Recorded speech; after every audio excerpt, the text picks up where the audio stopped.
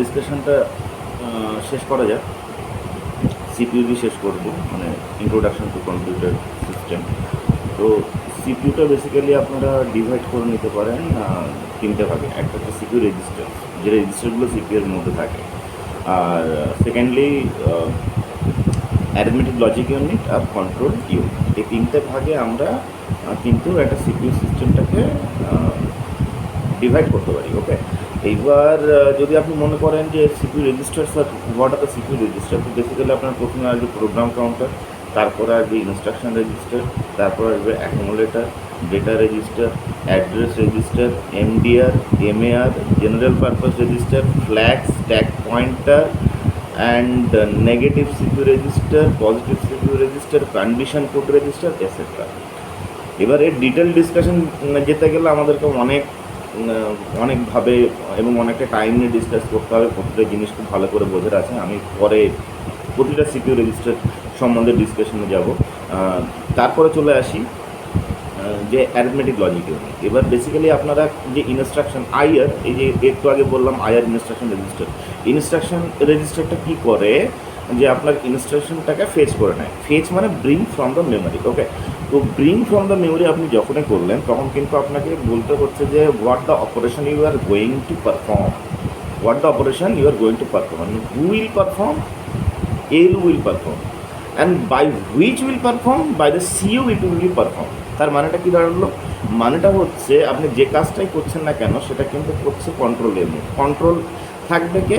একটা controlling unit থাকবে যে কন্ট্রোল করছে যে কোন অপারেশনটা কীভাবে হবে, কীভাবে সিকোয়েন্স হবে, কোন ইনস্ট্রাকশন সেটা হবে, কোন রেজিস্টার ইউজ হবে, all are determined by the control unit. এবং কে এটাকে পারফর্ম করবে? এক্সিকিউশন ইউনিটটা কিন্তু হচ্ছে আপনার এএলইউ, অ্যারিথমেটিক লজিক ইউনিট। এবার অ্যারিথমেটিক লজিক ইউনিটে কী কী হতে পারে? একদম বেসিক আইডিয়া শুনুন। বেসিক আইডিয়া হচ্ছে অ্যাডিশন, সাবস্ট্রাকশন, মাল্টিপ্লিকেশন, ডিভিশন। তারপর কি হতে পারে? তারপরে হতে পারে মডুলাস হতে পারে। তারপরে আপনারা ইনক্রিমেন্ট করতে পারেন, ডিক্রিমেন্ট করতে পারেন, ইনক্রিমেন্ট বাই 1, ডিক্রিমেন্ট বাই 1, এইগুলো আসতে পারে।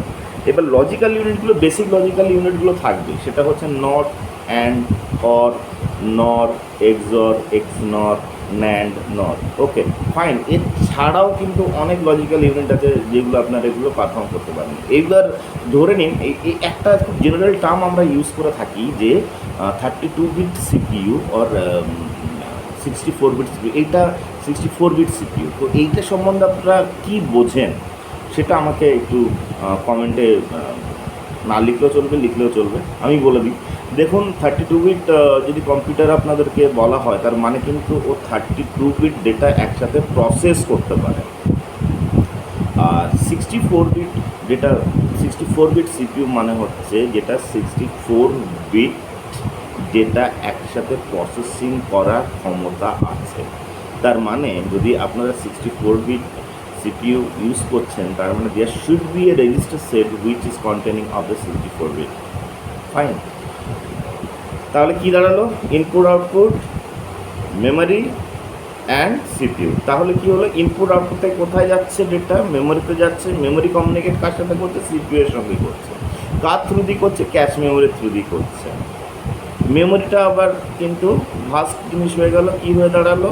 আমার মেমোরি সেট যেটা আছে সেটার সঙ্গে আমার প্রাইমারি মেমোরি কাজ করছে এবং সেকেন্ডারি মেমোরি কাজ করছে। প্রাইমারি আর সেকেন্ডারি মেমোরি যদি একসাথে কাজ করে তাহলে আমরা কী বলতে পারি? যে ভার্চুয়াল মেমোরিও কাজ করছে।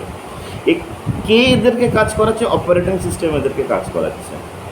আবার অপারেটিং সিস্টেম এদেরকে কী করে কাজ করাচ্ছে? কন্ট্রোল ইউনিট দিয়ে কাজ করাচ্ছে। আবার কন্ট্রোল ইউনিটটা কি? কন্ট্রোল ইউনিট আবার দুভাগে ভাগ করা যেতে পারে। একটা হচ্ছে hardware and microprogram. Hardware মানে কি? যেটা কম্বিনেশনাল সার্কিট দিয়ে তৈরি হবে।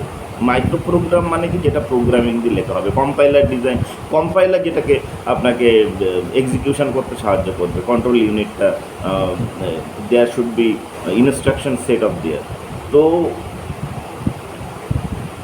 এই থেকে সহজ ভাষায় খুব একটা বোঝানো সম্ভব হবে না, আপনাকে একটু পড়তেও হবে এরপরে আমার লেকচারটা শোনার পর। ঠিক আছে, এবার তাহলে কনক্লুশনে আমি যাই। কনক্লুশনটা হলো, আপনারা যদি বেসিক কম্পিউটার যখন ইউজ করছেন তখন বেসিক কম্পিউটার ইউজ করার জন্য আপনাদেরকে মাইন্ডে রাখতে হবে input output device, memory device, and CPU device. If you are concerned about that, all the things are very easy to understand. Okay, thank you so much. আমি রূপম সর্দার, আমি কম্পিউটার সায়েন্স অ্যান্ড ইঞ্জিনিয়ারিং ডিপার্টমেন্টের teacher.